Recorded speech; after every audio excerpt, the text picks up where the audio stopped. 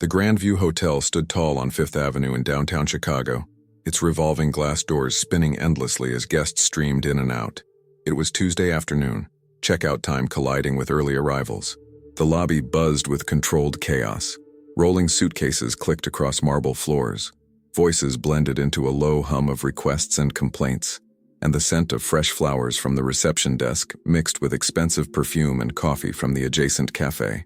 Behind a velvet rope near the concierge stand, Grace Wilson moved quietly with her cleaning cart. She was 32, though the exhaustion in her eyes made her seem older. Her black uniform was pressed and spotless, her hair pulled back in a neat bun. She'd worked at the Grandview for 6 years. Always punctual, always thorough, always invisible. Grace preferred it that way. Invisibility meant safety. It meant no confrontations, no complaints, no attention. She wiped down the brass handrail of the grand staircase, her movements practiced and efficient. Around her, wealthy guests barely registered her presence. To them, she was part of the furniture, functional, expected, forgettable. Near the front desk, Richard Brennan surveyed his domain with the self-satisfaction of a man who believed his title defined his worth. At 45, he'd been the hotel manager for 3 years, and he wore his authority like armor. His suit was tailored, his watch expensive, his smile reserved exclusively for guests with platinum credit cards. To everyone else, especially the staff, he offered only cold efficiency and occasional cruelty. He watched Grace work, his jaw tightening. Something about her presence irritated him today. Maybe it was the stress of the corporate inspection scheduled for next week. Maybe it was the complaint he'd received that morning from a guest about slow room service. Or maybe it was simply that Grace represented everything he disdained. Quiet competence that required no recognition, no applause. Richard checked his watch. The lobby was packed. Perfect. Grace? His voice cut through the ambient noise like a blade. She froze mid-wipe, her hand still on the brass railing. Slowly she turned toward him, already feeling the weight of whatever was coming. "Yes, Mr. Brennan?" Her voice was soft, almost apologetic for existing. He strode toward her, his shoes clicking authoritatively against the marble. Several guests glanced over. The front desk clerk stopped typing. A businessman waiting for the elevator turned to watch. Richard stopped 2 feet away from Grace, close enough that she had to tilt her head back to meet his eyes. "Did you clean room 412 this morning?" Grace's mind raced. Room 412. She'd cleaned it at 7:30 right after the guest checked out. She'd changed the linens, vacuumed, restocked the minibar, scrubbed the bathroom until the chrome fixtures gleamed. She'd even noticed a forgotten phone charger and turned it into lost and found. "Yes, sir. I finished at 8 o'clock. Then perhaps you can explain," Richard said, his voice rising just enough to ensure nearby guests could hear. Why the guest in that room called the front desk to complain about the television remote being placed on the wrong side of the bed. Grace blinked. The remote. She'd set it on the right nightstand instead of the left. It was a detail so small, so insignificant that she couldn't imagine anyone actually calling to complain about it. I'm sorry, sir. I must have what?" Richard interrupted, his tone sharp. "Must have forgotten the basic standards we maintain at the Grandview? Must have decided that 6 years of employment means you can get lazy? If you're enjoying this story and want to see how Grace's quiet strength challenges injustice, please subscribe to our channel. Your support helps us bring more powerful stories like this to life. Hit that subscribe button and the notification bell. You won't want to miss what happens next." Grace's throat tightened. Around them, the lobby had grown noticeably quieter. Conversations paused. Heads turned. She could feel the stares, some curious, some uncomfortable, some sympathetic. Her hands trembled slightly as she gripped the handle of her cleaning cart. "Mr. Brennan, I apologize. It won't happen again." You're right, it won't happen again," he said, cutting her off again. "Because from now on, I'll be personally inspecting every room you clean. Every single one." He paused, letting the humiliation sink in. "And if I find one more mistake, one towel folded incorrectly, one glass with a fingerprint, one remote on the wrong nightstand, you'll be looking for employment elsewhere. Do I make myself clear?" Grace's eyes burned, but she refused to let tears fall. "Not here. Not in front of everyone." She nodded once, her voice barely a whisper. "Yes, sir." "I didn't hear you." "Yes, sir," she said louder, the words scraping her throat. Richard smiled, not with warmth, but with the satisfaction of someone who'd just reasserted their dominance. "Good. Now get back to work, and try to remember that we have standards here." He turned away, already dismissing her from his thoughts. Grace stood frozen for a moment, her face burning with shame. The guests who'd been watching quickly looked away, suddenly fascinated by their phones or the lobby decor. No one wanted to be associated with the awkwardness they'd just witnessed. No one except Evelyn Shaw. She sat on a leather armchair near the window, a newspaper folded neatly in her lap. She'd been waiting for someone, or so it seemed, but now her attention was entirely focused on what had just unfolded. Evelyn was in her early 60s, dressed simply but elegantly in a gray pantsuit. Her silver hair was styled in a short professional cut. Everything about her suggested quiet competence and old money, the kind that didn't need to announce itself. She'd watched the entire exchange with the still intensity of someone taking mental notes. When Grace finally picked up her cart and began to move away, shoulders hunched with humiliation, Evelyn's jaw tightened almost imperceptibly. Richard Brennan returned to the front desk, already absorbed in his tablet, reviewing occupancy rates and revenue reports. He didn't notice Evelyn stand up. He didn't see her set down her newspaper and walk slowly toward the reception area. But Grace did, as she pushed her cart toward the service elevator, trying to make herself invisible again. She glanced back one more time and saw the well-dressed woman approaching Mr. Brennan with measured steps. Something in the woman's posture made Grace pause. There was purpose there, determination. The lobby seemed to hold its breath. Evelyn stopped directly in front of the reception desk. Richard looked up from his tablet, his professional smile instantly appearing, the one reserved for guests who looked like they might leave 5-star reviews. "Good afternoon, ma'am. How may I assist you today?" Evelyn didn't return the smile. Instead, she asked in a voice that was calm but carried clearly across the now quiet lobby. "Mr. Brennan, I have a question." Richard Brennan's smile remained plastered on his face, but something in Evelyn Shaw's tone made him pause. She wasn't asking for directions to the restaurant or inquiring about spa services. There was weight in her words, a deliberate quality that suggested this wasn't going to be a simple interaction. "Of course," he said, setting down his tablet. "What can I help you with?" Evelyn glanced briefly at Grace, who had stopped her cart near the service elevator watching. Then she returned her gaze to Richard, her expression unreadable. "I've been staying at luxury hotels for over 30 years, Evelyn began, her voice conversational but firm. "I've stayed at the Ritz in Paris, the Savoy in London, the Peninsula in Hong Kong. I understand what standards mean in this industry." Richard's smile widened slightly. A compliment, perhaps even a positive review in the making. "We pride ourselves on maintaining the highest standards, ma'am. That's what sets the Grandview apart." "I'm sure," Evelyn said, "which is why I'm curious about something I just witnessed." The smile faltered, just slightly. "I'm sorry? The way you just spoke to that employee." Evelyn nodded toward Grace, who stood frozen by the elevator, over a television remote being on the wrong nightstand. The lobby, which had begun to return to its normal rhythm, went quiet again. Several guests who'd been checking out at the desk stopped mid-transaction. The young clerk behind Richard looked down quickly, suddenly very interested in her computer screen. Richard's professional mask slipped for just a moment before he reassembled it. "Ma'am, I appreciate your concern, but personnel matters are—" "I'm not asking about personnel matters," Evelyn interrupted smoothly. "I'm asking about your standards." "I'm sorry, I don't follow." Evelyn took a small step closer to the desk, her posture relaxed but her eyes sharp. "You mentioned standards twice during your conversation with that young woman. You said the Grandview has standards that must be maintained. You threatened her job over the placement of a remote control. So I'm asking, is the placement of a remote control truly a standard at the Grandview? Or was that public humiliation about something else entirely?" The question hung in the air like a challenge. Richard's face flushed slightly, a red creep starting at his collar. He was used to being in control of conversations, especially in his own lobby. This woman, whoever she was, had just flipped the script. "Ma'am, I understand you may have misinterpreted what you saw, but—" "I don't think I misinterpreted anything," Evelyn said calmly. "I saw a manager single out an employee in a crowded lobby for a mistake so minor that most guests wouldn't even notice it. I saw him raise his voice intentionally to ensure maximum embarrassment.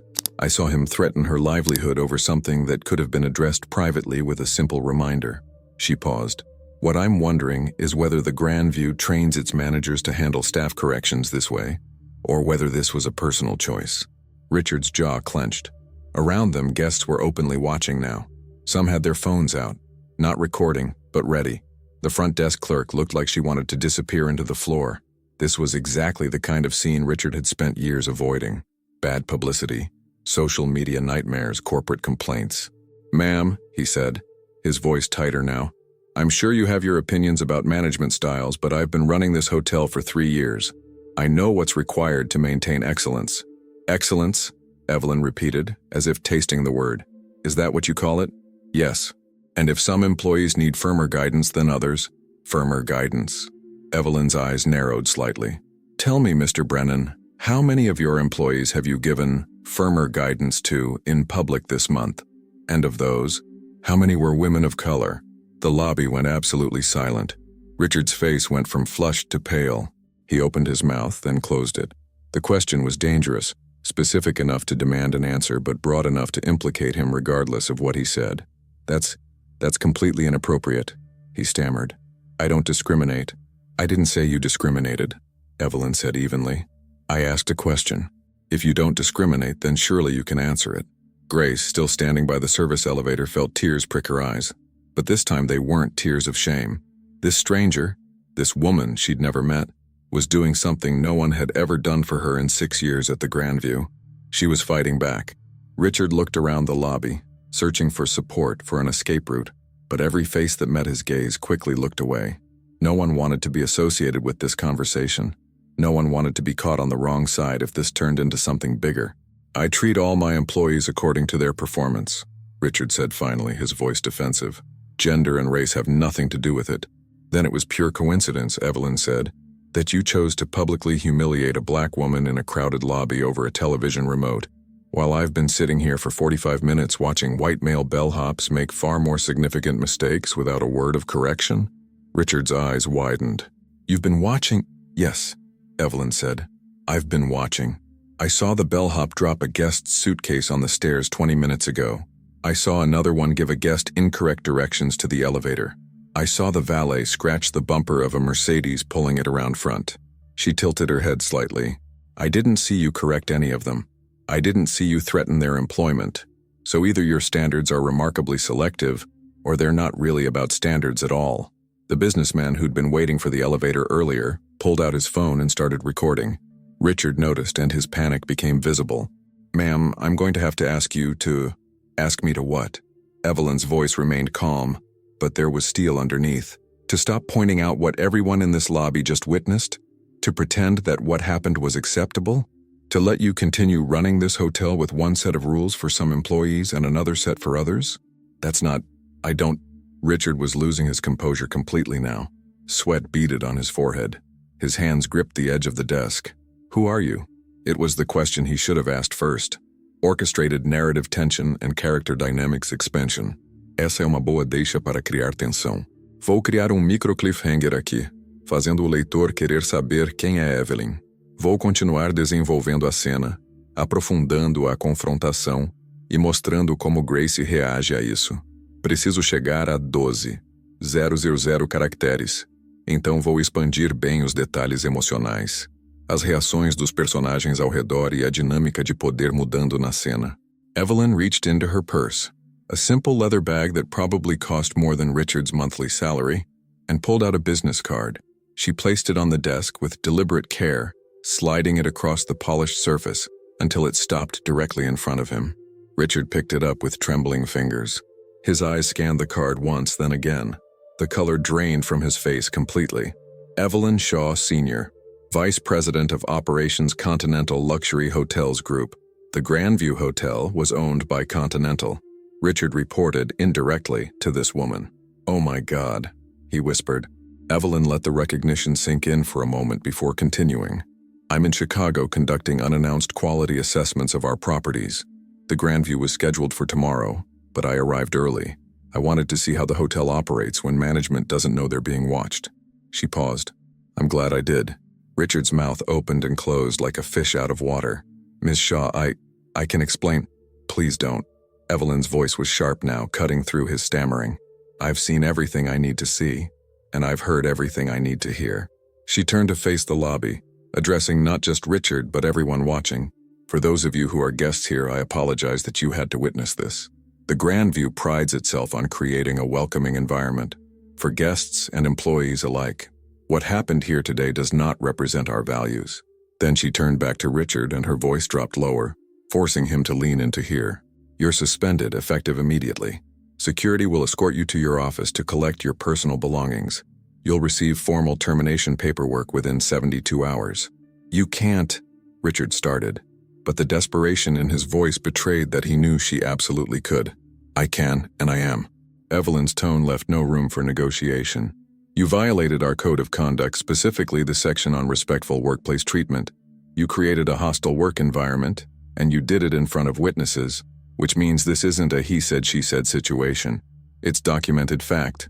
The front desk clerk looked like she might start crying from relief. Several guests actually started clapping, slowly at first, then with more confidence.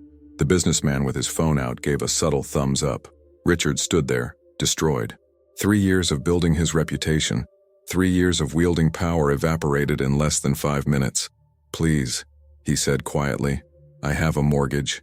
I have kids in college. You should have thought about that before you decided your ego was more important than treating people with basic human decency," Evelyn said. Her voice wasn't cruel, just factual. "Actions have consequences, Mr. Brennan. You taught that lesson very clearly today. You just didn't expect to be on the receiving end." She gestured to the security guard who'd appeared from the back office, clearly having been radioed during the confrontation. "Please escort Mr. Brennan to collect his things." As the guard approached, Richard looked desperately around the lobby, searching for sympathy. But the guests who'd been watching his earlier performance now looked away. The staff members who'd endured his management now stood a little straighter. No one was coming to his rescue. The security guard touched Richard's elbow gently. "Sir, please come with me."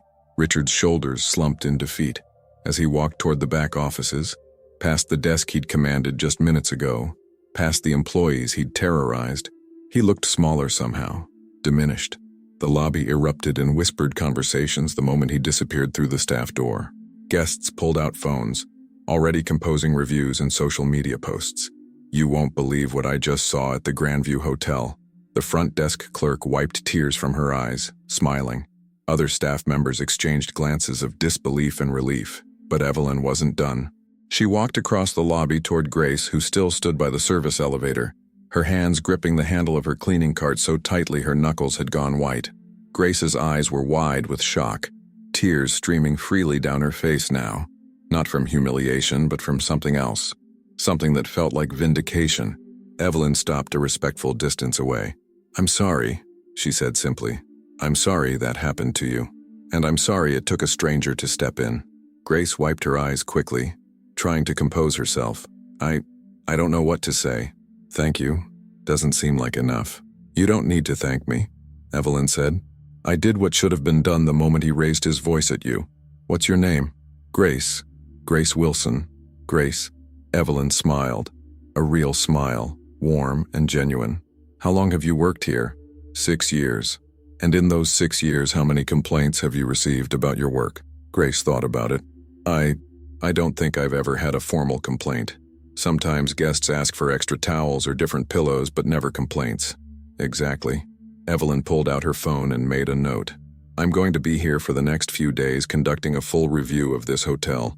I'd like to speak with you tomorrow, if that's all right. I want to hear about your experience working here, not just today, but in general. Will you be working tomorrow?" "Yes, ma'am. I'm here every day except Sundays." "Good. I'll find you." Evelyn hesitated, then added, "Grace, what happened today was wrong, but it's also an opportunity to make sure it never happens to you or anyone else here again. Will you help me do that?" Grace nodded, not trusting her voice. Evelyn squeezed her shoulder gently, then turned and walked back toward the seating area to collect her newspaper. As she settled back into the leather chair, she pulled out her phone and began typing rapidly.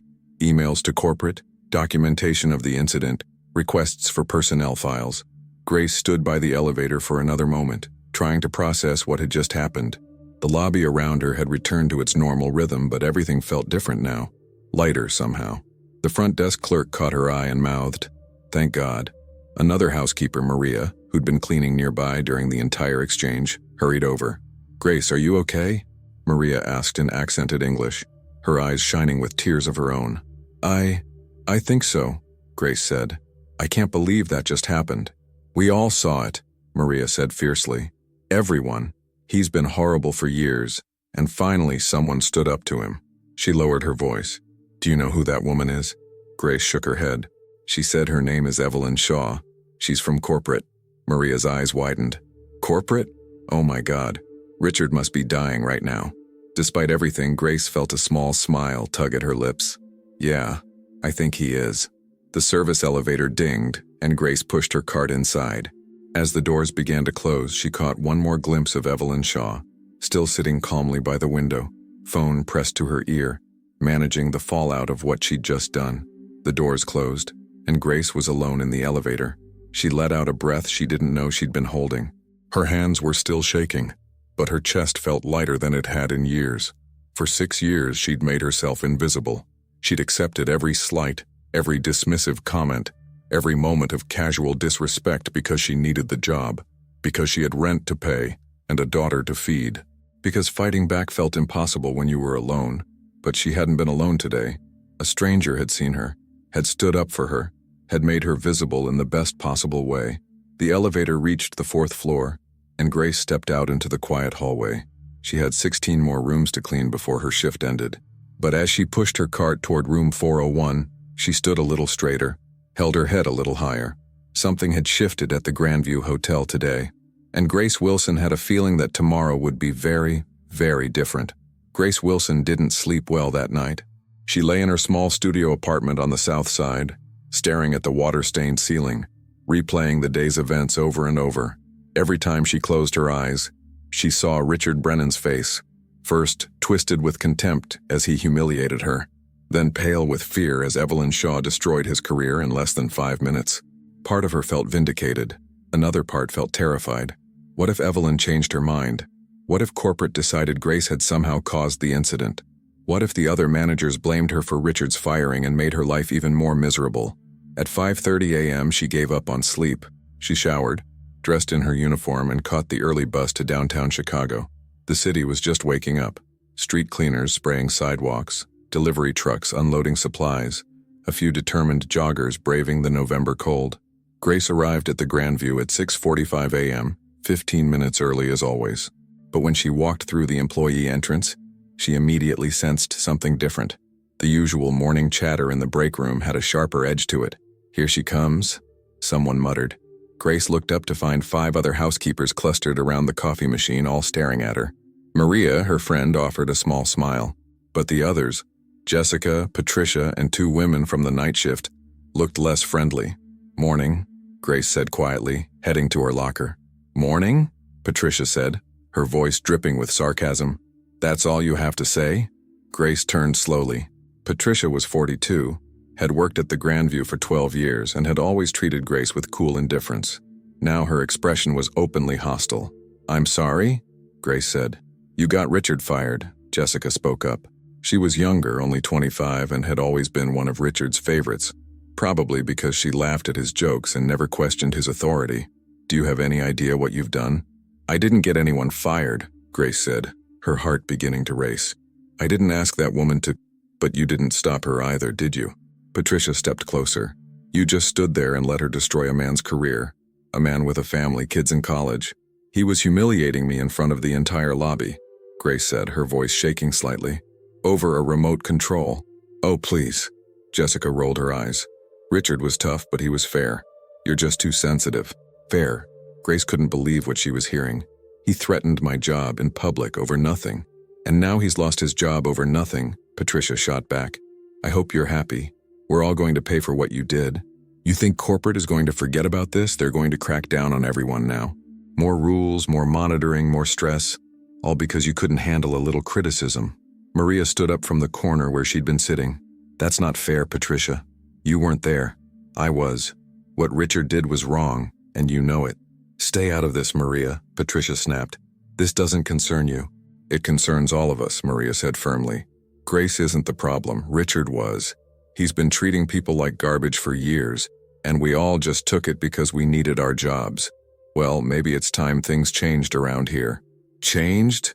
Jessica laughed bitterly. Oh, things are going to change all right. Wait until they bring in some new manager who's even worse just to prove a point. Corporate doesn't care about us. They just care about bad publicity.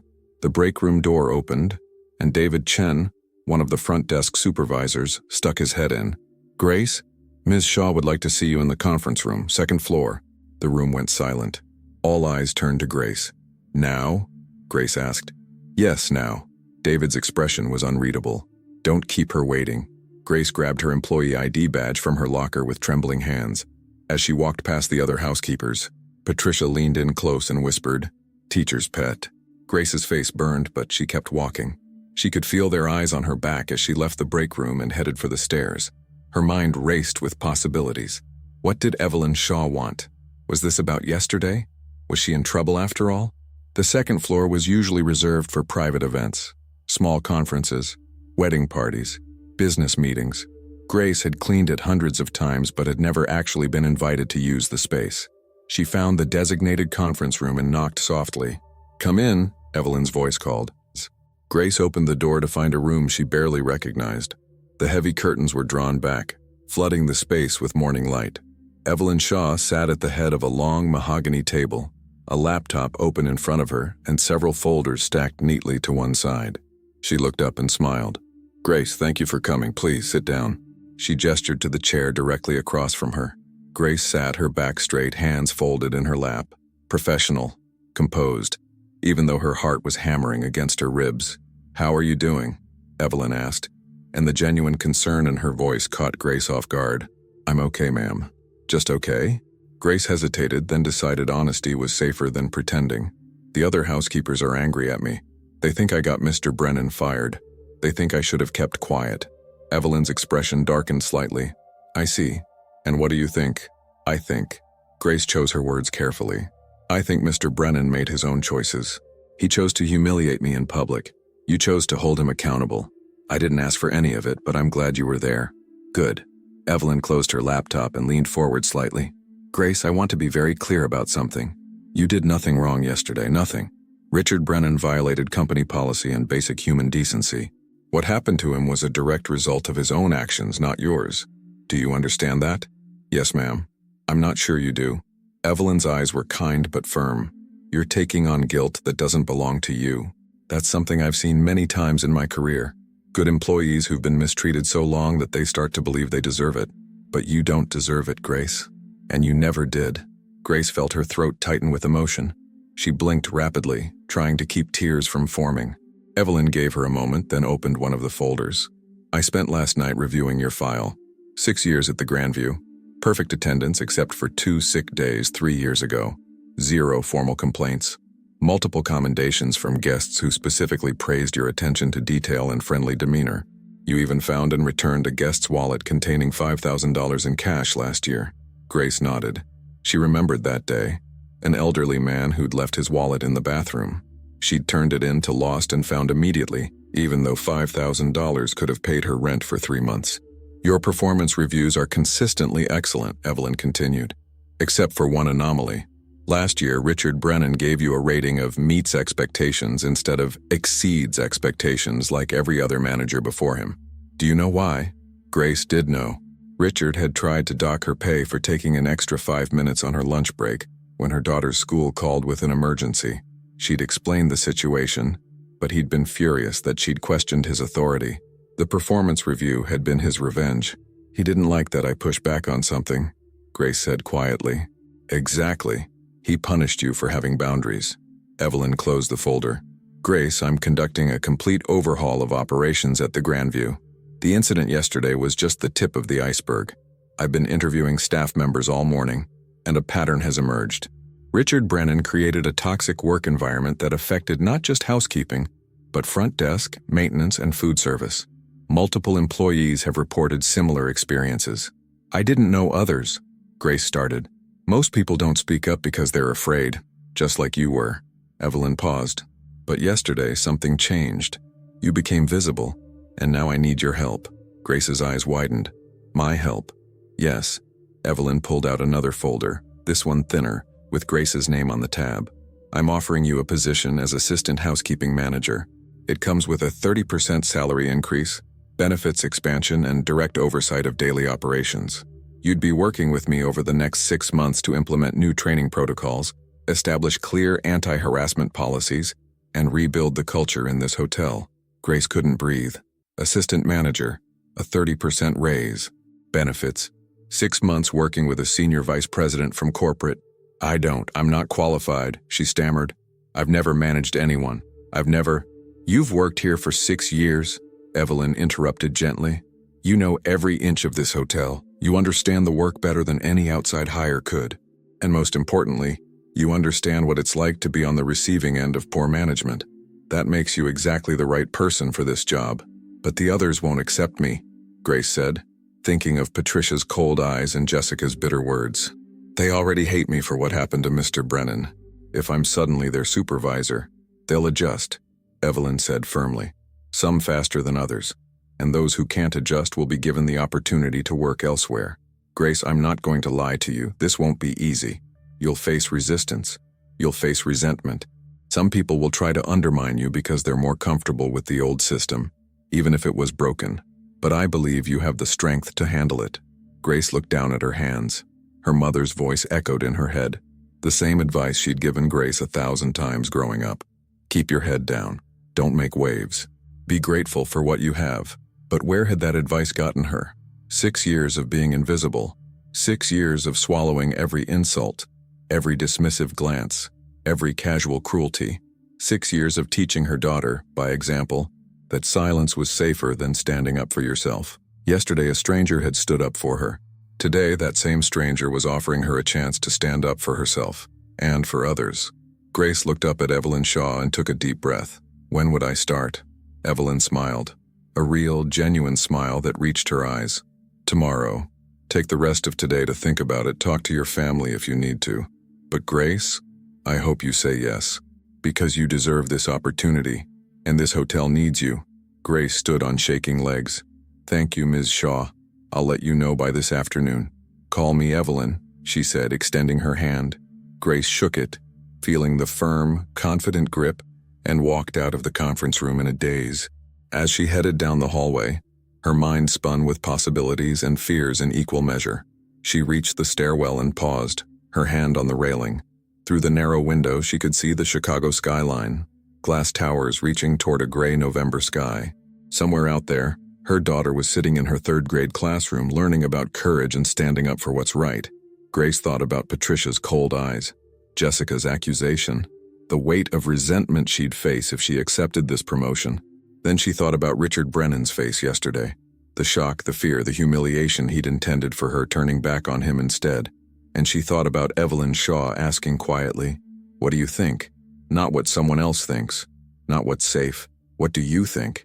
Grace pulled out her phone and typed a message to Evelyn Shaw's number, which had been included in the folder. I accept. Thank you for believing in me. She hit send before she could second-guess herself. The response came back in less than 30 seconds. Welcome to your new future, Grace. See you tomorrow at 7 a.m. sharp. Grace Wilson smiled, a real smile, one that felt unfamiliar but right, and headed back downstairs to finish what would be her last day as an invisible housekeeper. Tomorrow, everything changed.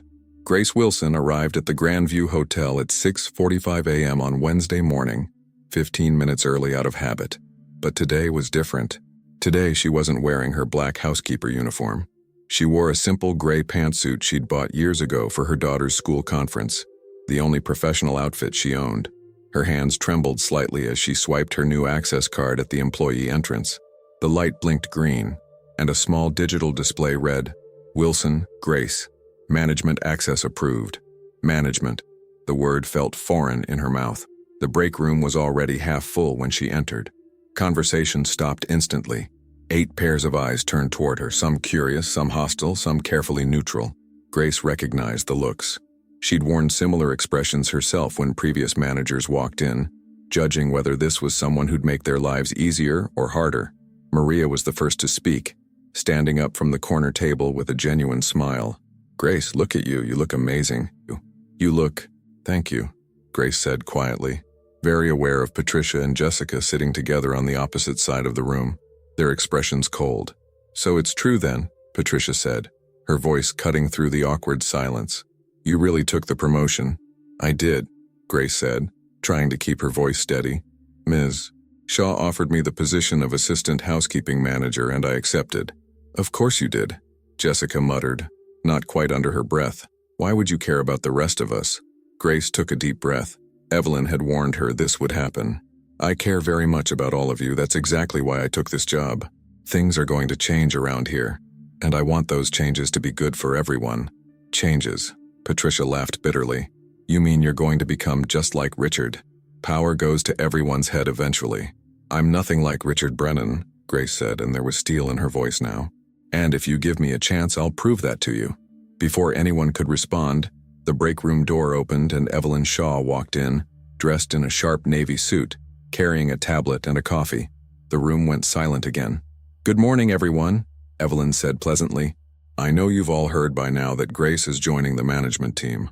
I want to make a few things clear from the start. She set down her coffee and looked around the room, making eye contact with each person. Grace wasn't promoted because of what happened on Monday. She was promoted because she's been an exemplary employee for 6 years, because she knows this hotel inside and out, and because she has the integrity and work ethic this position requires. Patricia opened her mouth to speak, but Evelyn held up a hand. I'm not finished. I understand some of you may have concerns. You may think this means increased scrutiny or stricter rules. But here's the truth. The previous management system was broken. It prioritized fear over respect, punishment over communication. That ends now. Grace and I will be working together to create new protocols that are fair, transparent, and actually designed to help you do your jobs better. She paused, letting the words sink in. If anyone has issues with this transition, my door is open. But I want to be very clear. Undermining Grace, spreading rumors, or creating a hostile work environment will not be tolerated. This is a fresh start for everyone. I suggest you take advantage of it. The message was clear. Evelyn Shaw wasn't asking for cooperation. She was demanding it. Grace? Evelyn turned to her. Ready for your first management meeting? Yes, ma'am, Grace said, standing a little straighter. They left the break room together, and Grace could feel the weight of stares on her back.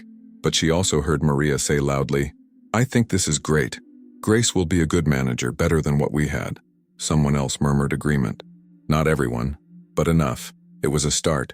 Evelyn led Grace to the second-floor conference room, the same one from yesterday. But this time, 3 other people were already seated at the table. David Chen from front desk, Marcus Rodriguez from maintenance, and Linda Kowalski from food service, all supervisors, all looking at Grace with varying degrees of curiosity. Everyone, this is Grace Wilson, our new assistant housekeeping manager, Evelyn said, gesturing for Grace to take a seat. Grace, you've probably seen these folks around, but let me do formal introductions. As the introductions were made, Grace tried to quiet the voice in her head screaming that she didn't belong here. These were people who'd been in management for years. David had a business degree. Marcus had worked his way up from maintenance tech to supervisor over a decade. Linda had run restaurant operations before coming to the Grandview. And Grace? Grace had a high school diploma and 6 years of cleaning rooms. All right, Evelyn said, pulling up a document on the large screen at the front of the room. Let's dive in.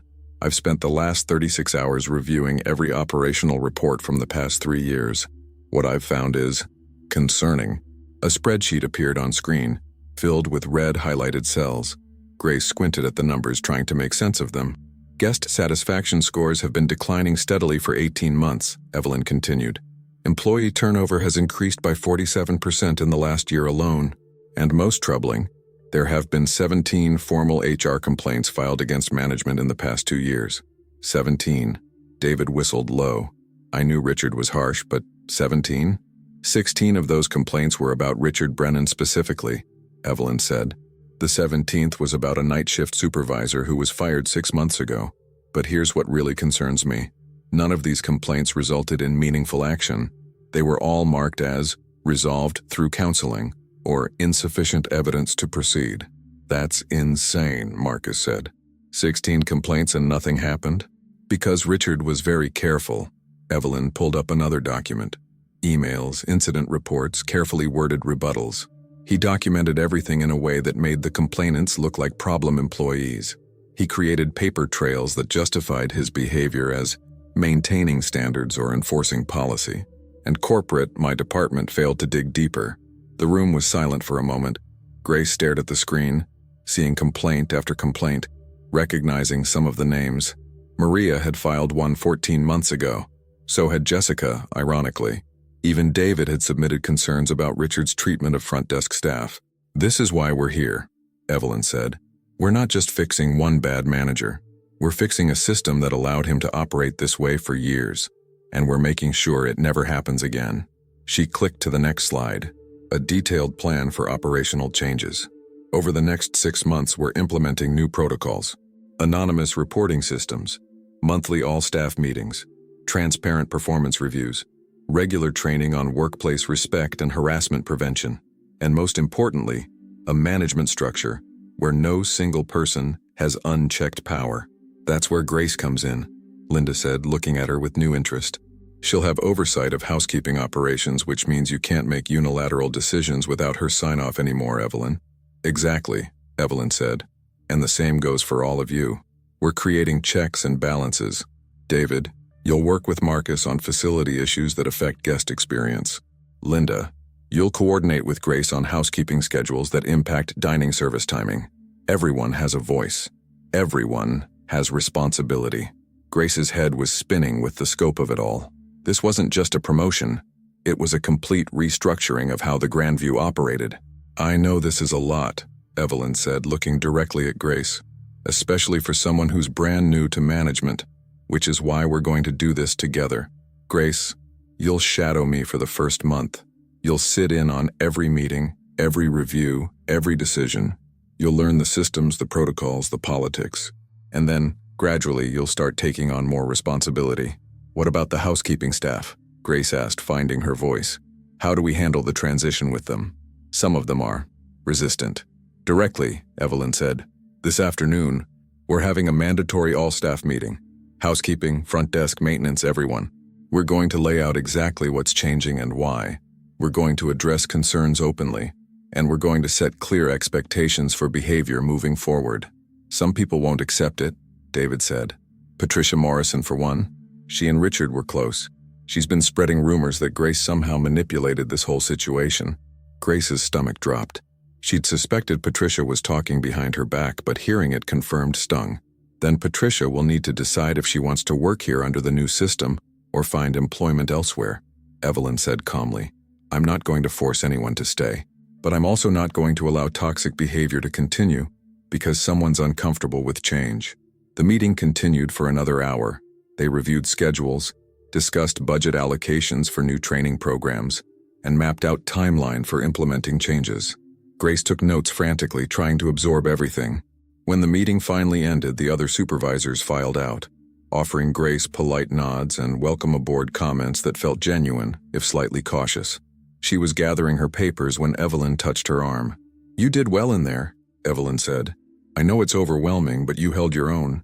"I barely said anything," Grace admitted. "You listened.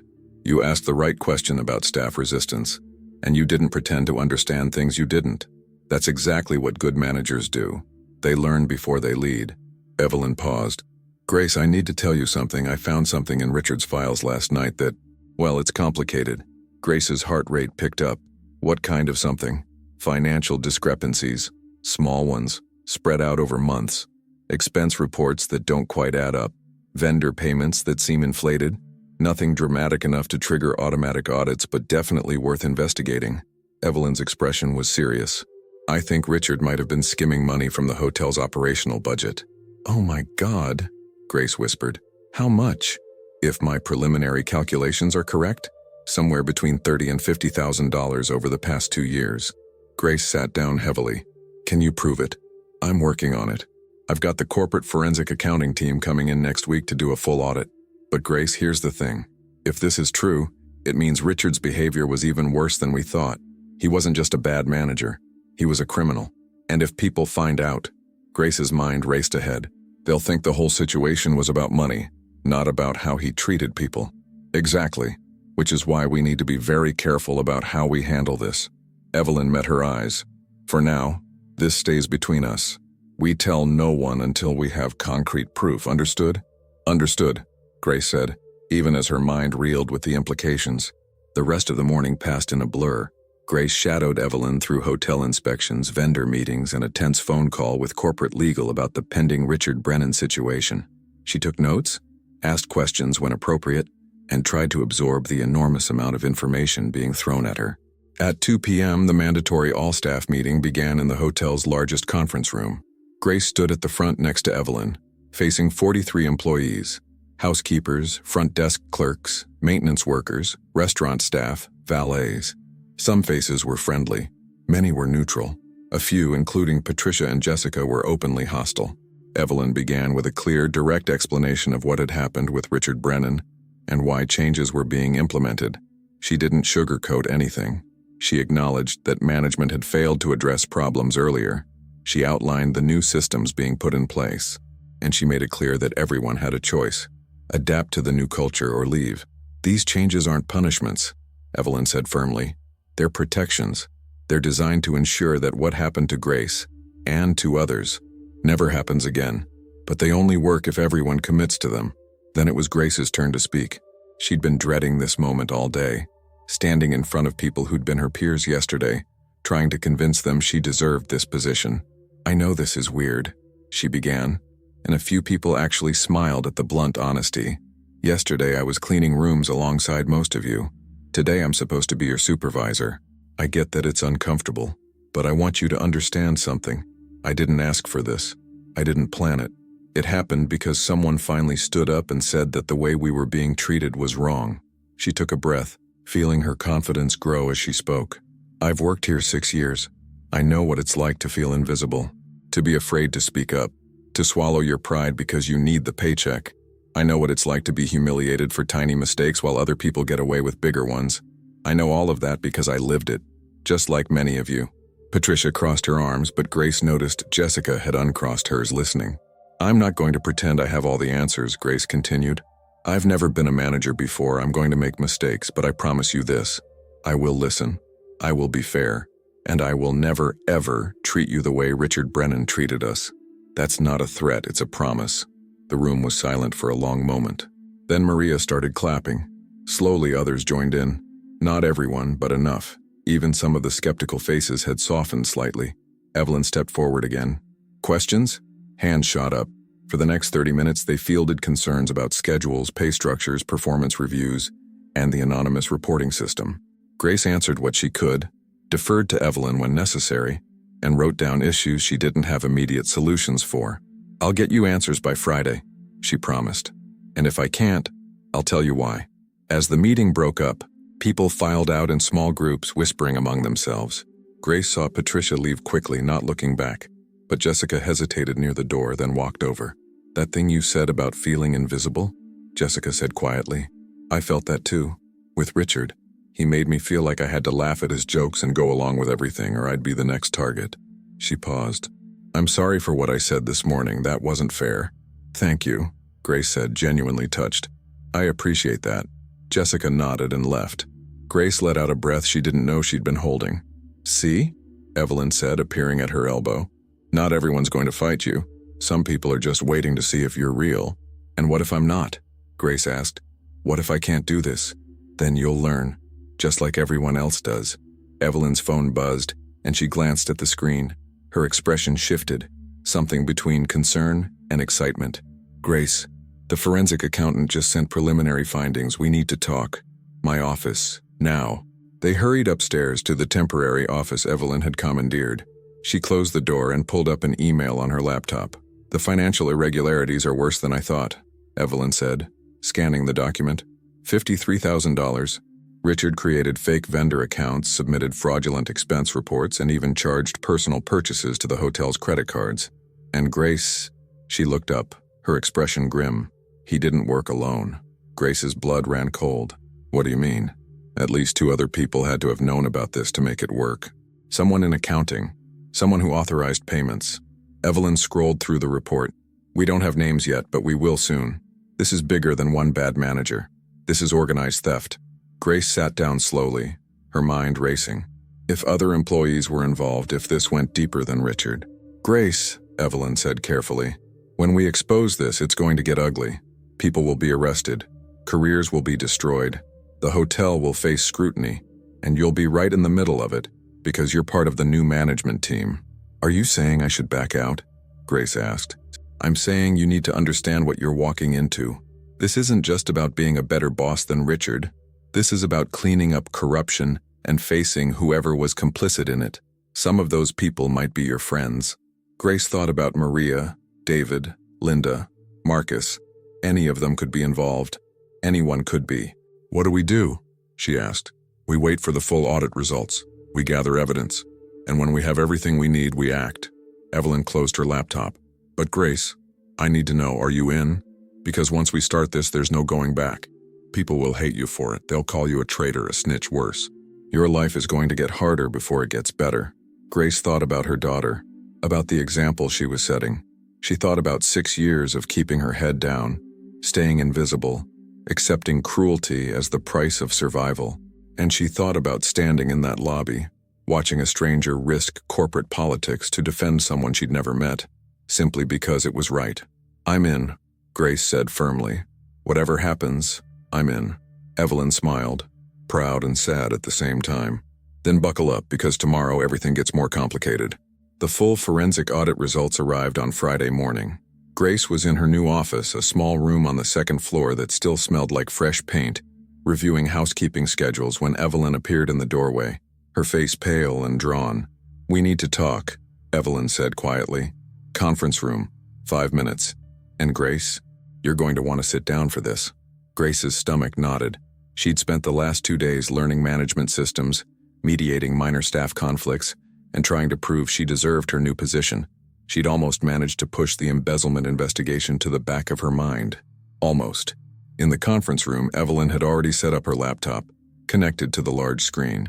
A PDF document filled the display, page after page of financial records, highlighted transactions, and damning evidence. The forensic accountants finished their analysis.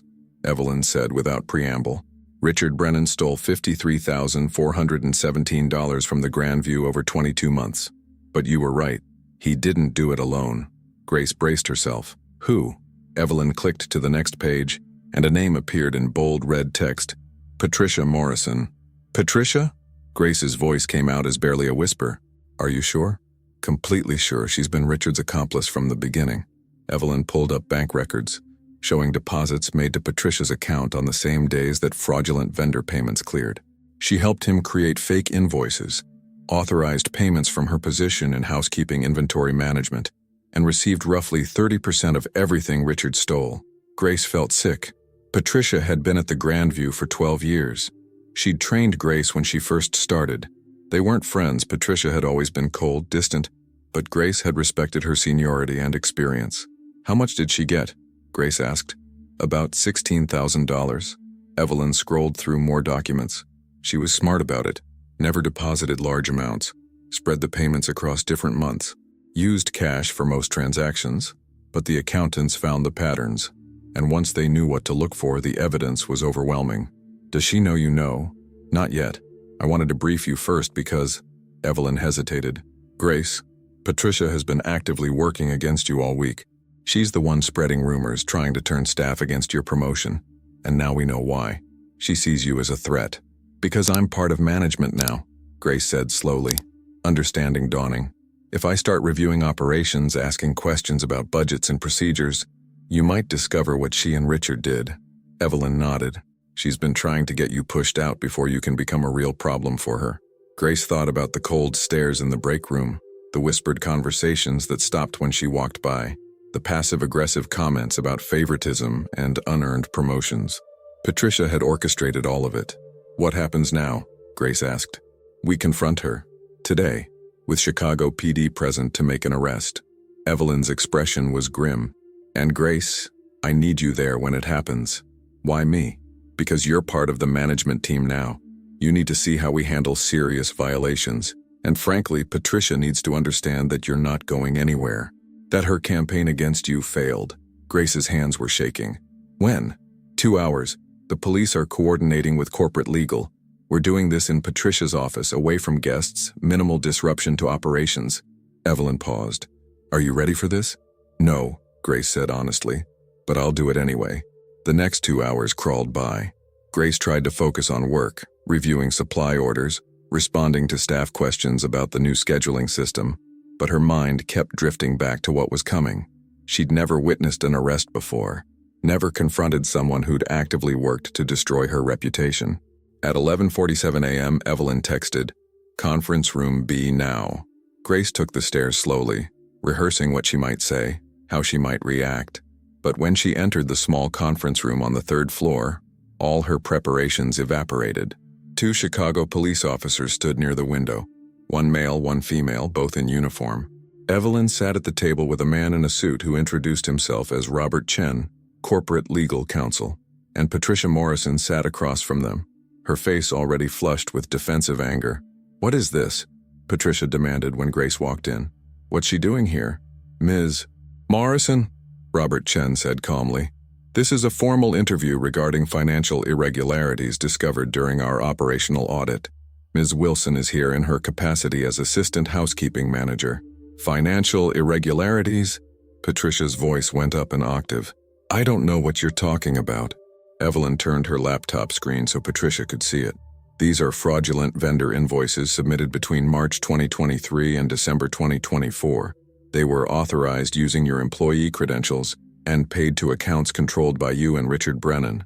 We have bank records, email correspondence, and testimony from the vendors whose names were used without permission." The color drained from Patricia's face. No. Richard must have used my credentials without permission. I didn't know." "Patricia," the female police officer stepped forward, her voice firm but not unkind. "We have security footage of you submitting several of these invoices at times when Richard Brennan wasn't even in the building. We have text messages between you and Richard discussing how to hide the transactions. We have everything." Patricia looked around the room wildly, searching for an escape route that didn't exist. Her eyes landed on Grace, and suddenly the fear in her expression transformed into pure rage. "This is because of you," Patricia hissed. "None of this would have happened if you'd just kept your mouth shut on Monday. But no, you had to play the victim, get Richard fired, and now you're trying to frame me too." "Frame you?" Grace's voice was steady despite her racing heart. "Patricia, you stole money from this hotel. You and Richard stole from the people who work here, from the guests who trust us. I had nothing to do with that. You did that to yourself." "We were owed that money." Patricia stood abruptly, her chair scraping against the floor.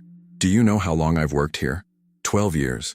12 years of cleaning up after spoiled rich people, dealing with impossible demands, getting paid barely enough to survive. Richard understood that. He understood we deserved more.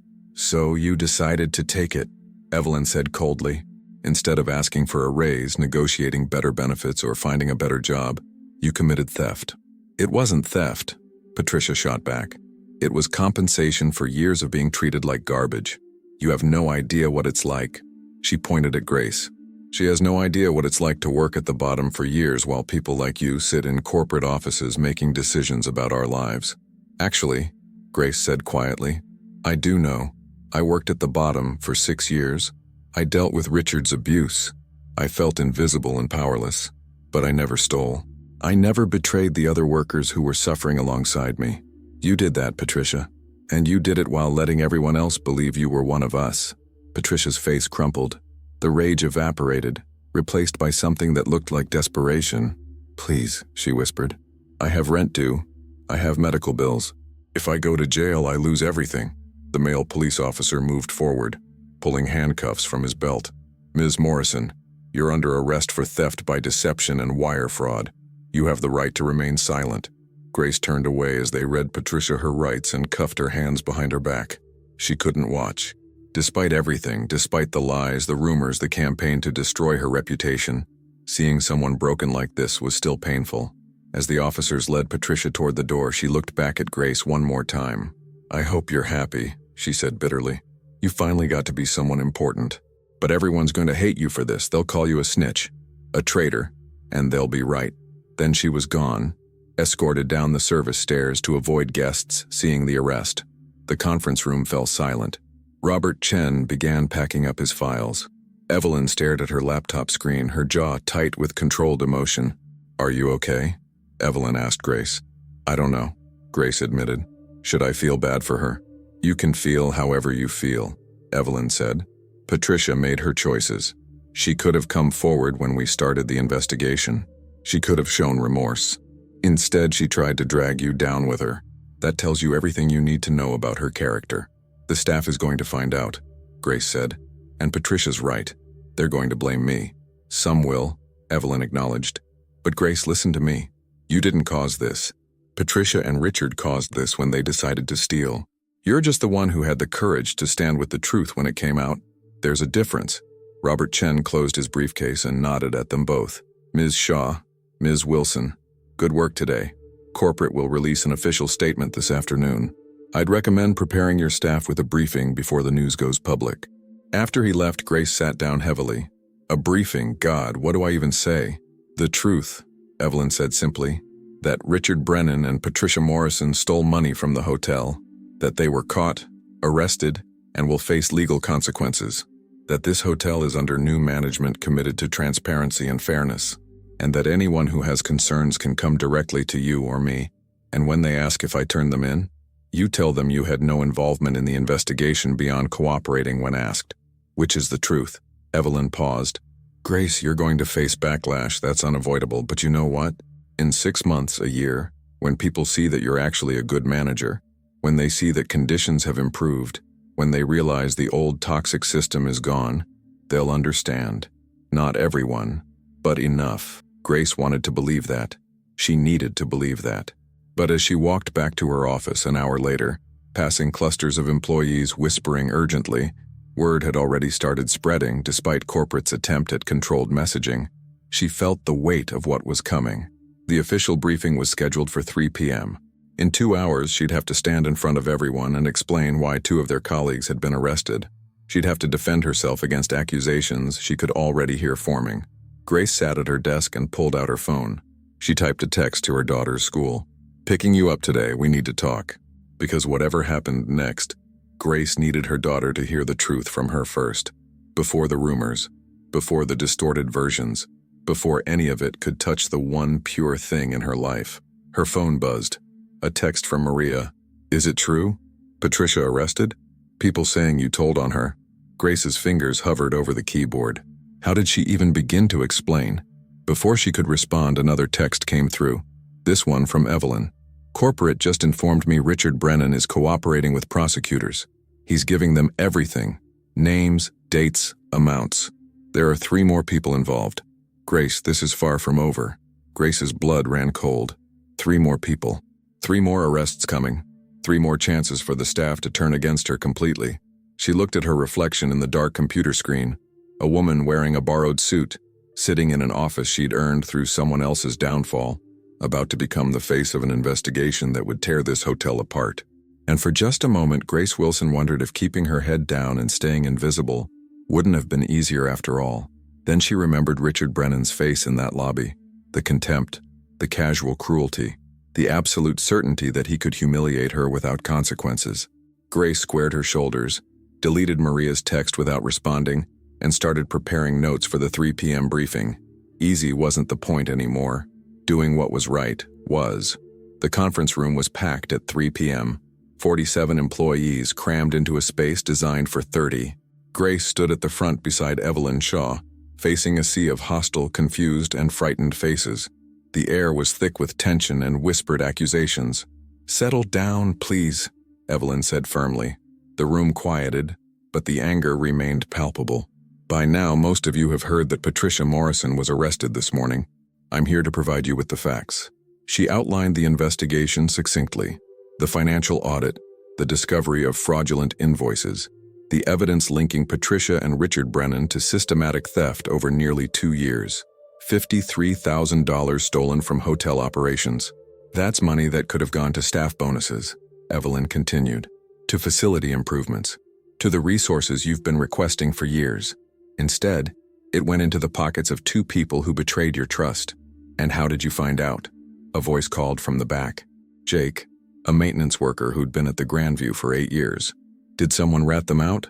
All eyes turned to Grace. The accusation was clear. Grace took a deep breath and stepped forward. The investigation began when corporate discovered irregularities during a routine operational audit. I had no knowledge of the theft until Evelyn Shaw informed me on Wednesday. I was not involved in uncovering the evidence. I did not turn anyone in.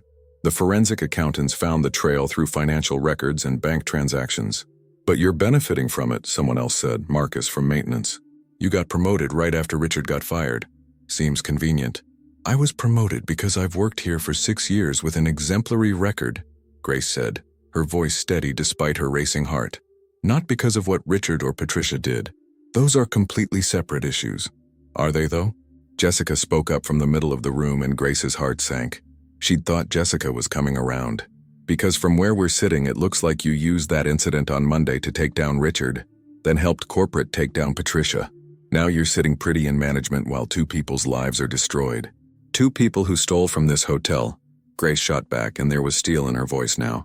2 people who took money that could have made all our lives better. I understand you're angry. I understand you feel betrayed. But direct that anger where it belongs, at the people who actually committed crimes. So that's it? Patricia's friend, Angela, stood up, tears streaming down her face. Patricia worked here for 12 years. 12 years. And one mistake means her whole life is over? It wasn't one mistake, Evelyn interjected firmly. It was systematic theft over 22 months. Multiple fraudulent transactions. Deliberate deception. Those aren't mistakes. Those are choices. And there's more, Grace said, her voice quiet but carrying across the suddenly silent room. Richard Brennan is cooperating with prosecutors. He's provided evidence that 3 other employees were involved in the theft scheme. The room exploded. Voices overlapped, people stood up, accusations flew. Grace saw fear flash across several faces, people wondering if they were being watched, if they were next. Who? Someone shouted. Give us names. We can't, Evelyn said. The investigation is ongoing, but I can tell you this. If you weren't involved, you have nothing to worry about. If you were involved, now is the time to come forward. Cooperation will be taken into account. The meeting dissolved into chaos. People demanded answers Grace couldn't give. They accused her of being corporate's puppet. They defended Patricia as a victim of circumstances. And through it all, Grace stood at the front of the room absorbing the anger like physical blows. Finally, Maria stood up. Enough, she shouted, and the room quieted slightly. I've worked with Grace for 5 years. I was there when Richard humiliated her. I saw what he did, how he treated not just her, but all of us. And you know what? Grace never once complained, never reported him, never made waves. She kept her head down and did her job just like the rest of us. Maria turned to face the crowd. So when I see her standing up here now, part of management, I don't see a traitor. I see someone who finally got recognized for doing good work. And maybe, just maybe, we should focus less on tearing her down and more on why we all accepted being treated like garbage for so long. The room fell silent. Grace's eyes burned with unshed tears. I'm not saying Patricia deserved to be arrested, Maria continued. I'm saying she made her choices. We all make choices.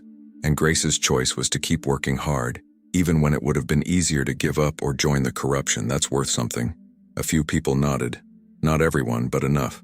The meeting ended without resolution, just simmering tension and unanswered questions. As people filed out, Grace caught fragments of conversations, some supportive, some still hostile. The hotel had fractured into camps, and she was caught in the middle. Over the next week, the investigation expanded. 3 more arrests were made: a front desk supervisor, an accounting clerk, and a night shift manager. Each arrest sent fresh shockwaves through the staff. Each one reinforced the divide between those who saw Grace as part of the solution and those who saw her as part of the problem. Grace threw herself into work. She implemented the new protocols Evelyn had designed. She held one-on-one meetings with every housekeeping staff member, listening to their concerns, their frustrations, their fears. She learned their names, their stories, their struggles. Slowly, painfully slowly, things began to shift. A housekeeper named Carmen approached Grace 2 weeks after Patricia's arrest. My daughter needs surgery, she said quietly. I was going to ask Patricia for help with the schedule so I could take time off, but she trailed off. Can you help me? Grace not only adjusted the schedule, but connected Carmen with the hotel's employee assistance program, a resource she'd discovered while reviewing benefits documentation. Carmen got the time off she needed, and financial support for medical expenses she didn't even know was available. Word spread. Other employees started coming to Grace with problems: shift conflicts, equipment issues, concerns about working conditions. And Grace listened. More importantly, she acted. She couldn't fix everything, but she fixed what she could and was honest about what she couldn't. A month after the arrests, David Chen from front desk approached her in the hallway. I owe you an apology, he said. I was in that meeting where everyone attacked you. I didn't speak up. I should have. It's okay, Grace said. No, it's not. I was afraid of looking like I was taking sides. But silence is taking a side, isn't it? He shook his head. You're doing good work here, Grace. People are starting to see that. 2 months after the arrests, the Grandview's guest satisfaction scores began climbing. Employee turnover slowed. The anonymous reporting system flagged 2 minor issues that were addressed immediately, preventing them from escalating. The hotel felt different, lighter somehow, like a weight had been lifted. Evelyn Shaw stayed for 12 weeks total, overseeing the transition. On her last day, she called Grace into her office. I'm heading back to corporate headquarters, Evelyn said, but I wanted to tell you something first. When I walked into this hotel 2 months ago, I expected to find operational inefficiencies and maybe one bad manager. What I found was systematic corruption, toxic culture, and an employee base that had learned to accept mistreatment as normal. She stood and walked around the desk to face Grace directly. But I also found you. And watching you navigate these past 2 months, the accusations, the hostility, the enormous pressure, has been one of the most impressive things I've witnessed in my 30-year career. You didn't just survive, you led. I don't feel like a leader, Grace admitted. Half the staff still barely tolerates me. Half the staff respects you deeply, Evelyn corrected. The other half will come around or they won't. But you can't control that, Grace. You can only control what you do. And what you've done is create real change in an environment that desperately needed it. She handed Grace an envelope. This is from corporate. Open it after I leave. They hugged, a brief professional embrace that somehow contained months of shared struggle. Then Evelyn Shaw walked out of the Grandview Hotel, leaving Grace to carry forward the transformation they'd started together. Grace waited until she was back in her office to open the envelope. Inside was a letter on corporate letterhead and a check. The letter read, Ms. Wilson, in recognition of your exceptional performance during a period of significant organizational challenge, Continental Luxury Hotels Group is pleased to offer you the position of Director of Housekeeping Operations, effective immediately. Your salary has been adjusted accordingly. Additionally, we are awarding you a bonus in the amount of $10,000 for your contributions to operational integrity. Congratulations. You've earned this. Grace stared at the check. $10,000. More money than she'd ever seen in her life. Enough to finally move out of her cramped studio apartment. Enough to give her daughter the stability she'd always promised. She called her daughter from the office, her voice shaking. Baby, we're moving. Somewhere with a real bedroom for you. And a kitchen that doesn't have a broken stove. Her daughter squealed with excitement, asking 100 questions. And Grace answered them all, smiling through tears she didn't try to hide. That evening, as Grace prepared to leave for the day, Maria caught up with her in the parking lot. I heard about your promotion, Maria said. Director, that's amazing. Thank you, Grace said, for everything, for standing up in that meeting when no one else would, for believing in me. You made it easy to believe, Maria said simply. Then she hesitated. Grace, there's something I need to tell you. When Richard was still here, he tried to get me involved. In the theft scheme, said it was easy money, that everyone deserved more than they were getting. I almost did it. I was so broke, so tired, so angry at how we were treated. Grace's breath caught. What stopped you? You, Maria said. I watched you work hard every day, despite how Richard treated you. I watched you find that wallet with $5,000 and turn it in without hesitation. I thought, if Grace can do the right thing even when it's hard, even when she has every reason not to, then so can I. They stood in the parking lot as evening fell over Chicago, two women who'd started at the bottom and survived by very different means. I never knew I was being watched, Grace said quietly. We're always being watched, Maria replied. The question is what people see.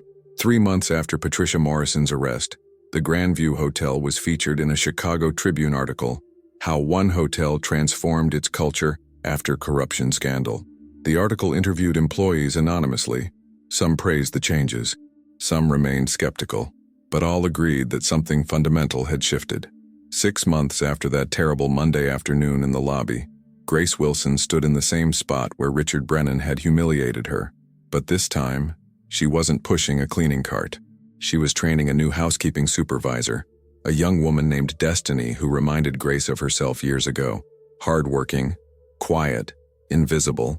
The most important thing, Grace told her, is that you treat everyone with respect, from the newest employee to the CEO, because you never know who's watching. And you never know how much your actions matter. Destiny nodded, taking notes. Ms. Wilson, can I ask you something? I heard stories about what happened here, about how you became a director. Is it true? Did someone really stand up for you in the middle of the lobby? Grace smiled. Yes. A stranger saw something wrong and decided to do something about it. She didn't have to. It would have been easier to look away, but she chose to step forward. And that choice changed everything. That must have felt amazing, Destiny said. Actually, Grace said thoughtfully, the most amazing part came later, when I realized I could be that person for someone else. That's the real power. Not being saved, but learning to save others. A guest approached the front desk with a complaint. Grace watched as the young clerk handled it professionally, respectfully, efficiently. No fear, no humiliation. Just good service provided by someone who felt safe doing their job. That's what victory looked like. Not dramatic confrontations or arrests, just people being treated like human beings. Every single day. Grace's phone buzzed. A text from her daughter. Mom, I love our new apartment. Thank you for working so hard for us. She smiled and typed back. Thank you for giving me a reason to stand up instead of staying invisible. I love you. As Grace walked through the Grandview Hotel, her hotel now in many ways, she passed the spot where she'd stood frozen with shame 2 months ago. The marble floors gleamed. Fresh flowers adorned the reception desk. And somewhere nearby another housekeeper worked quietly, efficiently, confident that excellence would be rewarded instead of exploited. Grace Wilson had learned something that Monday afternoon that changed everything. Sometimes the most important moment in your life doesn't come from your own courage. It comes from someone else's courage inspiring you to find your own. Evelyn Shaw had stepped forward when it mattered most, and Grace had spent every day since then paying that forward. The Grandview Hotel hadn't just changed management. It had changed what it meant to manage it all. And that, Grace thought as she prepared to go home to her daughter in their real apartment with its working stove and separate bedroom, was worth every difficult moment it took to get there. 1 year later, Grace Wilson stood in the grand ballroom of the Continental Luxury Hotel's corporate headquarters in New York City, wearing a navy dress she'd bought specifically for this occasion. Around her, 200 hospitality professionals gathered for the annual Excellence in Management Award ceremony. And this year's recipient of the Transformational Leadership Award, the announcer's voice echoed through the room, is Grace Wilson, Director of Housekeeping Operations at the Grandview Hotel, Chicago. Applause erupted. Grace walked to the stage, her legs trembling slightly, and accepted the crystal trophy from the CEO himself. As camera flashes went off, she thought about how impossible this moment would have seemed just 12 months ago. At the podium, Grace looked out at the sea of faces, executives, managers, industry leaders, and in the front row she saw Evelyn Shaw, smiling with unmistakable pride. A year ago, Grace began, her voice steady, I was invisible. I'd spent 6 years as a housekeeper, doing excellent work that no one noticed because I'd learned that being noticed meant being targeted. I'd accepted that this was simply how things worked, that people like me kept our heads down and survived. She paused, gathering her thoughts. But then someone saw me. Not as an employee number or a person to exploit, but as a human being who deserved dignity. Evelyn Shaw didn't just defend me that day in the lobby. She showed me that silence isn't safety, it's surrender. And she gave me the opportunity to prove that people who've been at the bottom often make the best leaders because we remember what it felt like. The room was completely silent now. The Grandview Hotel isn't perfect. We're still learning, still growing, but our employee retention is up 63%. Guest satisfaction scores are the highest in our region, and most importantly, our staff comes to work knowing they'll be treated with respect, not because they're afraid of consequences, but because we built a culture where respect is the foundation, not a privilege. Grace held up the trophy. This award isn't mine alone. It belongs to every employee who chose to believe in change, to every person who spoke up instead of staying silent, and especially to Evelyn Shaw, who taught me that real power isn't about authority. It's about using whatever influence you have to lift others up. The applause was thunderous. As Grace returned to her seat, Evelyn caught her hand and squeezed it briefly. I'm so proud of you, Evelyn whispered. I couldn't have done it without you, Grace replied. Yes, you could have. I just gave you the push. That evening, Grace returned to Chicago and picked up her daughter from their apartment, a real 2-bedroom in a safe neighborhood with good schools. As they walked to their favorite diner for dinner, Her daughter asked about the award ceremony. "Did you give a speech, Mom?" "I did." "Were you scared?" Grace smiled. "Terrified. But I did it anyway." "That's brave," her daughter said matter-of-factly. "My teacher says being brave isn't about not being scared. It's about doing the right thing, even when you are scared." "Your teacher is very smart." As they sat in the diner booth sharing fries and talking about school and dreams and possibilities, Grace thought about all the moments that had led here, the humiliation in the lobby, the stranger who stepped forward, the fear of accepting responsibility, the loneliness of standing up when it would have been easier to stay down. And she thought about the 37 employees currently working at the Grandview who would never know what it felt like to be publicly humiliated by a manager, who would never have to choose between dignity and a paycheck, who would never learn to make themselves invisible just to survive. That was the real award, not the crystal trophy sitting in her bag, but the knowledge that she'd helped create something better. Grace Wilson had learned that sometimes all it takes is one person willing to say, "This is wrong," to change everything. And sometimes, the person who benefits from that courage spends the rest of their life paying it forward. She looked at her daughter, bright, confident, fearless, and silently promised to keep doing exactly that, every single day, for as long as it mattered, which was forever.